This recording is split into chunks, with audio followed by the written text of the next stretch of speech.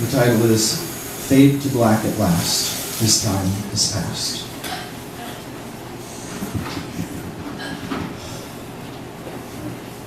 The cold air was gripping, brisk and thin, as he sat on the cold stone bench. It was an evening in the second half of an already too cold autumn, the type of day that seemed a transition point from fall into winter. The trees wore upon their branches vibrant yellows and entrancing reds, the leaves proudly donning their colors as they floated gracefully to the ground. He wore 2 layers, an outer winter jacket of a deep, harsh black, and an inner shirt of cotton.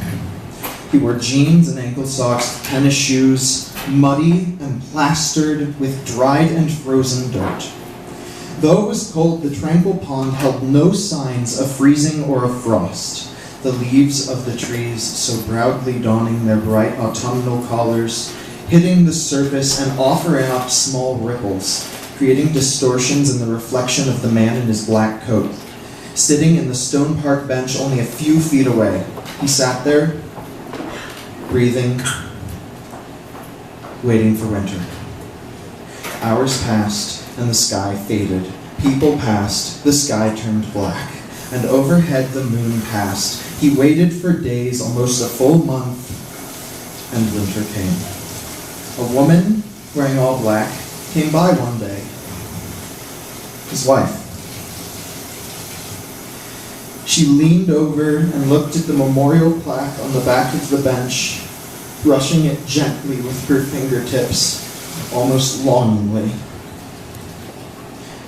"Hey," she said quietly, the word catching in her throat, pushing it out into the air as if speaking with someone, as if wanting a response of some kind, but not expecting one. "It's amazing, isn't it?" she asked, presumably to him.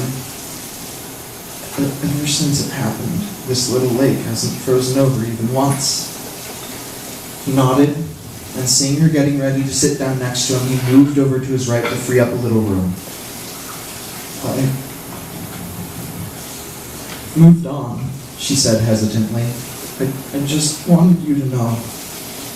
A bittersweet smile formed on his lips, and he reached out from the pocket of his black jacket, reaching for her soft hand.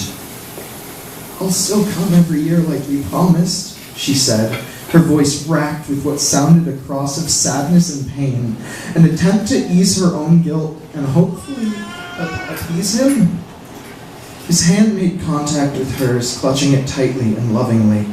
And in that instant, his image, his reflection in the water became apparent to her. That same bittersweet, comforting smile on his face, she saw and gasped. The fleeting image broken up by the ripples caused by a leaf, proudly donning its colors, the last leaf of the autumn, falling and striking the water expressly for the purpose of dissipating his image.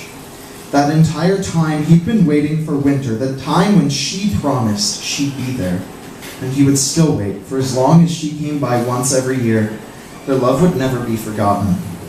And finally, as he felt the warmth of such happiness, he began to fade. All of what he saw faded to black.